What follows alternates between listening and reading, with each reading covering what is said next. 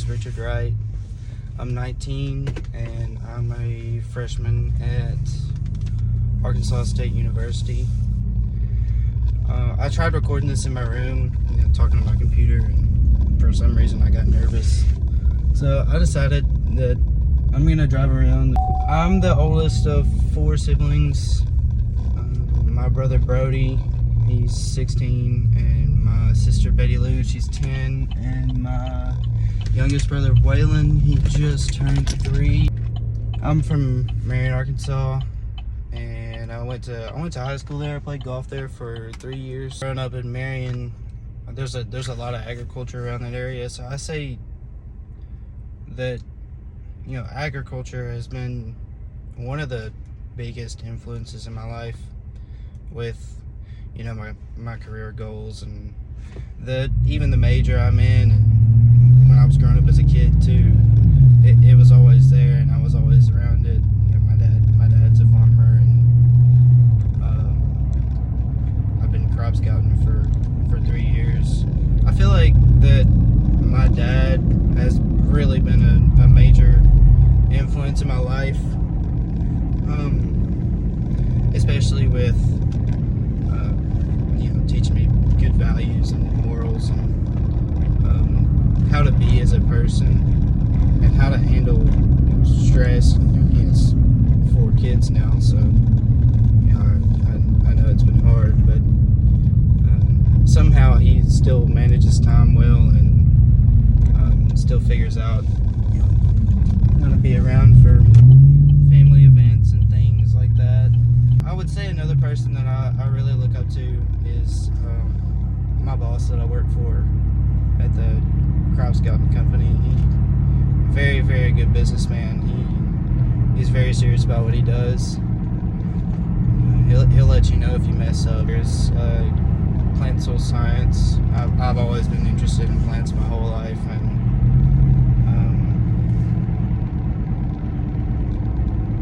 growing up, I always had a plant or some soybean or rice or something growing in my windowsill. I always found that interesting. Trees or whatever else. I could sneak into the house without my mom noticing. Even now in my quad room, I have a potato growing in a pot, which I don't know why I did that, but it's kind of cool. I like watching it grow and taking care of it and giving it water. And I tried to plant cotton too, and it all died, but it's okay.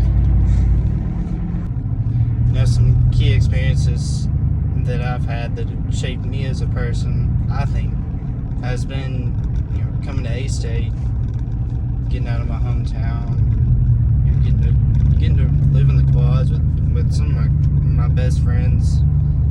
It's really let me figure out who I am as a person, and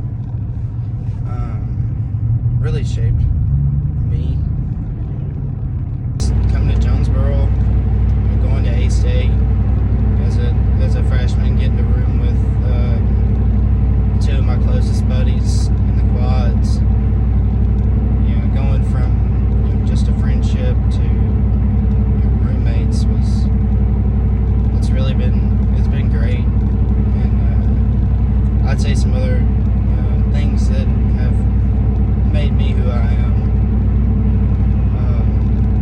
has been getting to live on my own, kind of experience life and make my own life for myself, really. There's other things like I graduated high school, which most people do that, but it really was an accomplishment for me to see that I can do something. If I can do this, then I can go do better somewhere else. But I'd really have to say that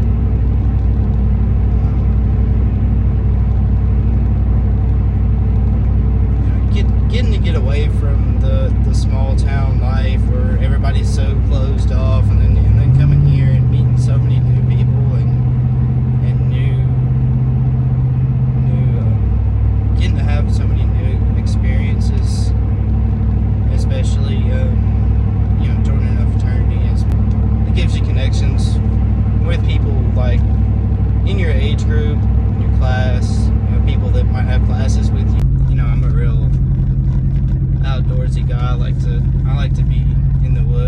outside. I hate being cooped up in a classroom, but there's definitely trade-offs to that. I'd say another thing that definitely has shaped me as a person is getting to go hunting, because it gives you just a greater respect for, you know, the wildlife around Arkansas or around wherever you live that, you know, people may not see every day. It gives you a greater it gives me a greater connection to where I live, and especially the people in my family, like my grandpa, who taught me how to shoot. You know, gun safety especially has been a big thing, or was a big thing. You know, I could go on and on about all of the hunting stories I have, or you know, all the deer, turkey, or ducks, or whatever else. I'll tell you a few challenges I've overcome in my life, or, you know, social anxiety. I have really bad social anxiety, or I used to. Going into a big group of people, I would overthink, you know, what are they going to think about me? You know, looking to see if anybody's looking at me or judging me. Now I really, I've been working on that, and I feel like I've gotten past it for the most part. I still have a little bit. That's why I chose to get out of my room and video this, you know, in my truck, where I feel a little bit more calm. I won't be as nervous or as quiet. There's a fire over there. But yeah, I'd say, yeah, a big challenge for me has been social anxiety, especially public speaking, or, you know, being on video like this. It's really not that big of a deal anymore. I'd say that another big challenge I've had to overcome is, you know, having ADHD my whole life. It's been kind of hard focusing and trying to get things done. It's not that I don't want to do them, it's just I don't know how to explain it, but I figured out how to be more organized as a person, and yeah, I have to write everything down that I have to get done.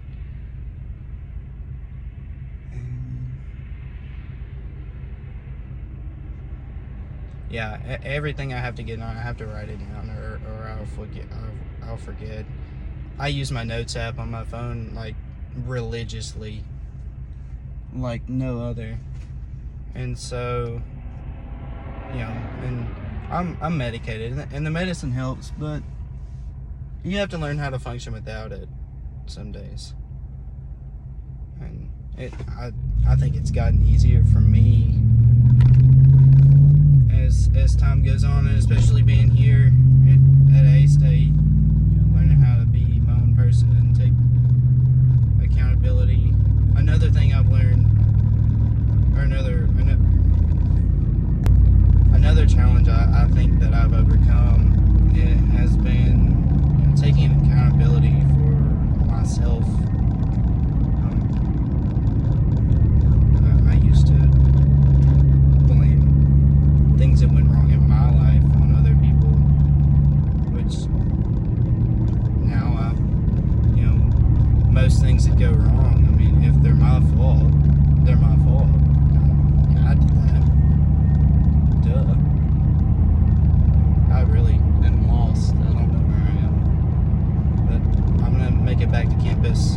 Yeah, I need to turn around. I'd say another challenge that I've overcome has been, well, I haven't completely overcome. It's been communication. I'm terrible with communication. And so I've really tried to start working on that more, and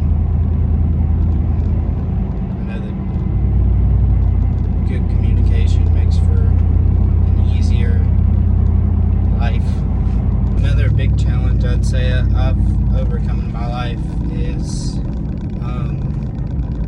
know, I have mentioned I have a stepmom, so, or I don't know if I mentioned it before, but I'm saying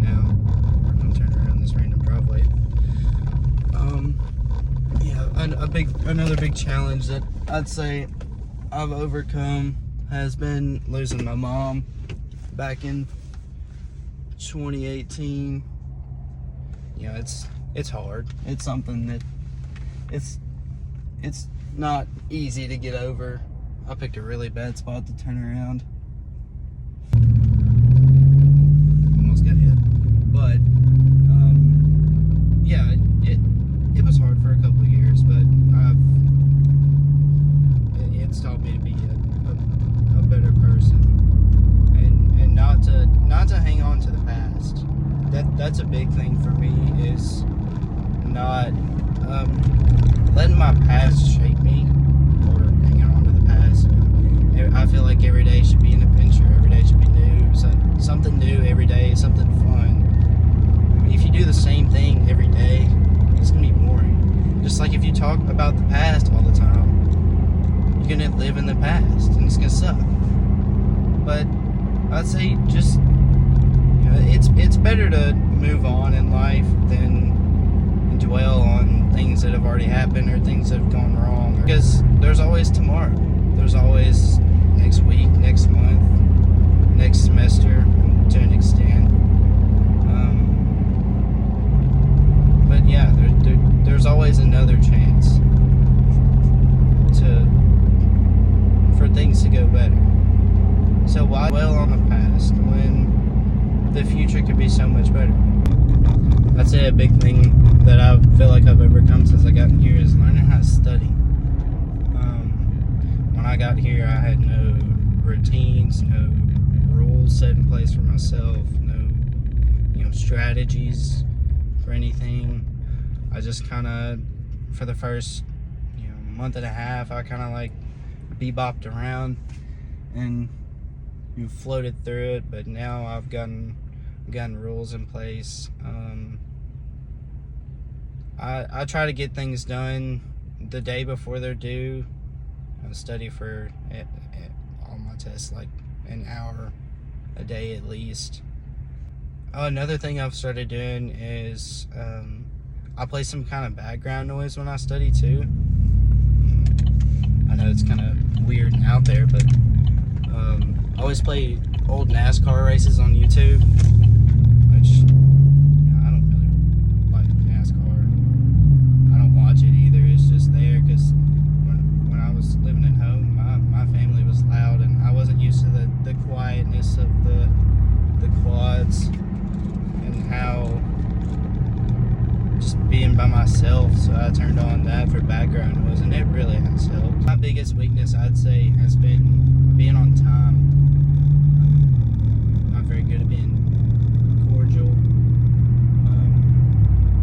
I'm trying to work on that too, really, just because, you know, I'm starting to get out there in the real world, and if I don't get my stuff together, then it's gonna slap me in the face one day. So I've tried to work on being on time and communicating. I feel like I need to be more direct, more cordial, especially with people that are above me, like professors or employers or even my parents. That's another big thing I've had to work on is communication, especially like text messages, phone calls. I'm really bad about not taking phone calls or answering text messages. So half the time, you know, people will call my buddies to talk to me because it's that bad. Yeah, I really need to work on that. I feel like I'm going really slow. But yeah, I'd say that those are big weaknesses. I'd say some of my strengths though. I try to bring joy wherever I go. I try to, you know, make everybody happy. I'm really good at reading a room, and you know, if that's all I can come up with for strengths, then maybe I should work on myself. College and life goals. I'd say that I'd like to graduate with a bachelor's degree in plant science and eventually do a internship somewhere around next year or the year after. Something to do with agriculture for sure. And I'd say in life, I'd like to own a crop scouting company. That's the work I do now. And my boss, remember I said I look up to him a lot.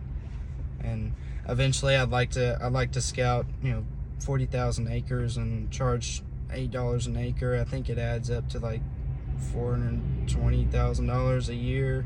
You have to have a bachelor's degree in agriculture or a related field and at least 3 years of experience to get the federal crop scouting license and the state crop scouting license. Some other life goals that I have, I'd like to be married at least by 26 or 30 and have 2 kids, live in a nice, it doesn't have to be a nice house, but a decent house. Be financially secure above all. That's most important for me. My current major, I'm a plant soil science major. I chose this major because I have always been around agriculture my whole life, living in the Arkansas Delta. I've always had an interest in plants. I've always found it interesting how they work and how they're alive, but not really. It's always been a big interest of mine. That's why I chose this. I wanted to know more of the science side of what I've grown up in my whole life. I feel like that not many people or not many farmers even know what goes into what they're growing, the chemicals they spray, how genetically modified the plants are, or how much technology has gone into that in recent years. I'd say that's why I've chose this major, because I love it. It's a passion. I've grown plants in my windowsill since I was a little kid. My mom always hated the cups full of dirt everywhere that I would drag in the house with random weeds or plants or soybeans or stuff I'd find in my dad's truck or from being out at the farm. But I'm just very passionate about it. That's why I chose it. I'd say some skills or career paths associated with my major are agricultural consultant. They look for diseases in the fields and find what in the world is going on in downtown Jonesboro. Anyway, they look for diseases in the fields and recommend like different fertilizers or chemicals for the farmer to applicate to the crops. You have your environmental consultant, water draining and stuff to help the environment out. Say like lime application or fertilizer application. Those two kind of are one and the same. And you have your Ag Extension Service. They connect the research done by colleges around the state with the farmers that are actually out in the field. So they give them like the new knowledge, what's being developed. There are different ways that they could do things. Seed scientists, which they develop and test new varieties of hybrid seeds for agriculture. They do this for more efficiency in the field, less fertilizer use, less chemical use. They develop different types of plants that are resistant to fungal diseases or different herbicide resistant plants. I'd say if you're gonna do this major, I would definitely take some internships at local research center. How ISTED supports my goals. I'd say that really the ag program here is great. I'd say if you haven't heard of Bert Greenwald, then you must be living under a rock, because he is a great teacher. I also chose A-State because it's around the industry that I wanted to go into. It's not far from home for me. It's about a 45-minute drive from Jonesboro, Marion, and so yeah, I feel like that A-State has provided like more opportunities in the local area. I need to start a good career path, and it's not too expensive either compared to UFA. I know, it's like, well, this is around where I want to work anyway and where I want to be. They have a really good ag program. It's a little cheaper, so this is why I chose to come to A-State. We're driving by right now the largest granary in the state, the largest rice processing facility in the state for this whole area. Some strategies I'd say for success as a freshman here at A-State would be definitely manage your time. Stay on top of emails. If you don't check emails, start checking emails. Manage time. If you like to go out, cool, that's fine.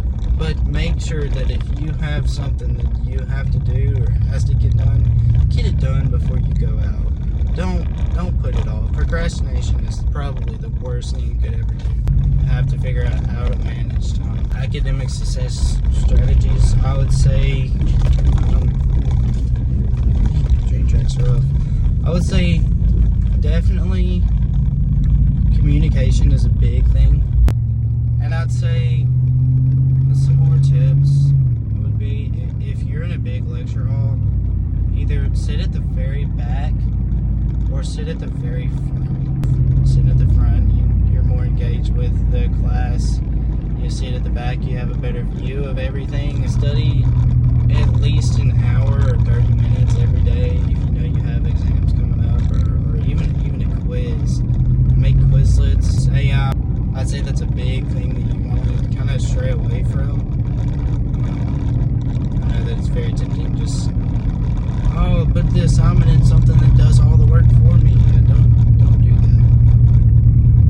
that. You get out of it what you put into it, so if you don't actually do the material, then you're not going to learn at all. You're not getting a degree for nothing. You're here to learn, you're here to get a degree for a reason. We're going by Case Hall and U Hall over here. School comes first. School is always first. Just make sure your schoolwork's done. That's a big thing, and you want to kind of figure out how to balance schoolwork and social life, especially. Even that's not a skill that a professor can teach you or Google can teach you. You have to learn that and learn how to be good at it. Social involvement advice. There's a lot of organizations on campus that really help to get socialized. When you come here, you may not know anybody. There's, we have a Baptist church on campus. We have there's a Catholic church. I've been to both. They're actually really good. Both of them are. They have campus outreach is good. I would say get involved. Get even if it's just finding a group of friends. Find some. It could be somebody in a study group, or like joining a fraternity or a sorority or whatever you want to do. If you're not into that, then it's fine. Not everybody is. It's not for everybody. There's no reason not to have friends in college. Yeah, just get out there. Don't stay in your room. Don't stay inside. Okay, common freshman mistakes to avoid. Number one would definitely be procrastination. Don't do that. Communicate with your professors. Keep, if you're going to miss class one day, let them know. And don't spend all your flex when you first get here. It has to last you all year. Be active. Join a team. They have basketball teams. They have volleyball teams. I think we have pickleball too. We do pickleball. Another tip that I'd talk about for freshmen is definitely like the traffic here, because it's very different from anywhere I've ever seen. There's so many stoplights, the traffic's like touch and go. So I'd say, like, if you're gonna try and go drive around and get something done, definitely do it before like 3 to 5, because it's usually when it's really busy. Could I get the big arch meal with a large fry and large sweet tea? Got my sweet tea. While I'm waiting for my food, I thought I'd go over some helpful resources. So the first one I think that comes to mind is, for me, the coolest one. The archives, the A-State archives, they have like all the newspaper articles and newsreels and all of the like actual physical paperwork for A-State. They have old yearbooks going up to, I think, 2020. They don't get many visitors up there, and I went up there just to see and talk to them, and they were delighted. I think I was there for like 3 hours, just going over Arkansas State history, Arkansas State University history, I should say. It's pretty cool. They have some original leather-bound books that they kept attendance records on and payment records. They're still working on getting some other stuff from the U of A and some other stuff that they've been looking for the past couple of years. But that's a really cool resource. If you're writing a research paper about the college itself or about the campus's history. And that's another thing I wanted to go into. I know that not many students use the museum. You may go to the library and you pass by it every time you go by there, but I was in there a couple months ago, and it really blew my mind how much they have in there. It's a really good exhibit. If you can't tell, I'm like a history nerd, but they have whole recreated storefronts. They have the history of the Native American people that were here. There's exhibits on the Civil War. They have a really cool albino animal exhibit, and they have some Vietnam stuff, and I know they have some World War II artifacts. Thank you so much. Something I wish I knew when I got here was the subsidized and unsubsidized loans. You do have to go by the financial office or the treasurer and ask them about it, and they'll give you all the papers and requirements to sign up for that. But hot. There is also, the library, they're open from 8 a.m. to 11 p.m. In the library, go on the left towards the stairs. Go down the stairs. It's like a little room with a big table, and there's just a whiteboard, and that's it. So if you need like total silence, or you need to be by yourself, it's a great place to study. If you need to study later than the library is open, I know that the lab sciences building is always open. I don't know if it's supposed to be unlocked or they leave it unlocked on purpose, but there is tons of whiteboards. I know there's like 2 walls of whiteboard space in there. Returning back on campus now, my whole bag of McDonald's spilled over into my passenger seat, so that's gonna be fun to clean up. The Red Wolf Center that I talked about. There's a cop at the 4-way. I hope he does not get behind me. Okay, I'm good. The newly established veterinarian building. I heard they have a new incoming class of 125 students. Here is the lab sciences building over that way, and the College of Ag is to the left of that. You can always come park here anytime. Some must-see places on campus, definitely the museum. Squirrel. This is the original walkway out of the old campus. So you have the arch over there. That's where the original college first stood. It was built in 1910 and the first class graduated in 1913. I think it burned down around 1932.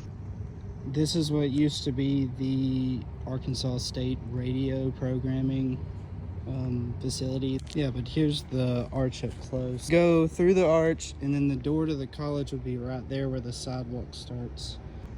Squirrel. I have heard, I don't know for sure, but I have heard that there are tunnels under this sidewalk as well that went to the old boiler room that heated the college. I think now they use them as routes for fiber optic cables for the university Wi-Fi. I heard that there's an entrance somewhere to it, allegedly. These are some of the entrances. I think they're all locked now, but yeah. Don't know what that's from. That's new.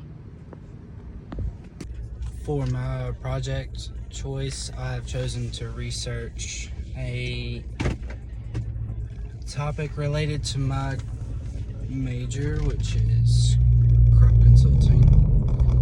It has helped farmers avoid farming 11.4 million acres of land and has increased American farmers' yields by 81% on average.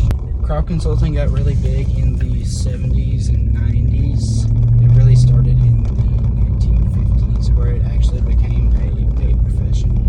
When farming became more technology driven, they used a lot more herbicides and chemicals and fertilizers, and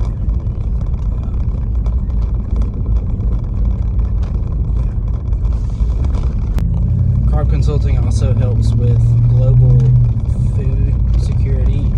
It helps with chemical consumption and fuel consumption. It really just helps the environment, helping farmers make more conservative choices and more informed choices, especially since we have 8 billion people in the world to feed now. And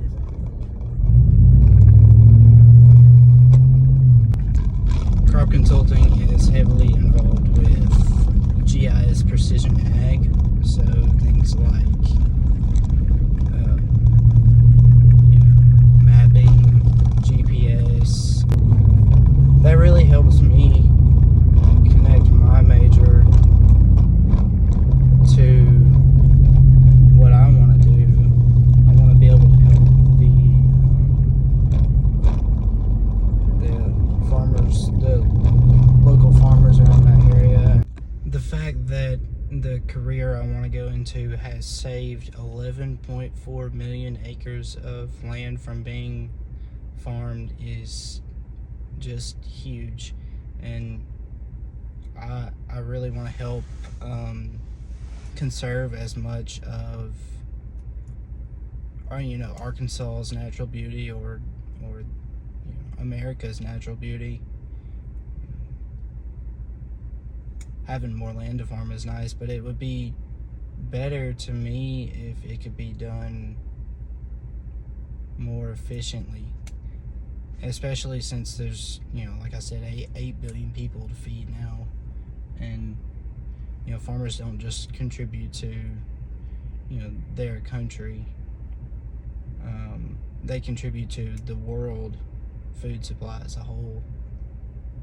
And the fact that I could help feed America and preserve America is really huge to me. Oh, that's just awesome.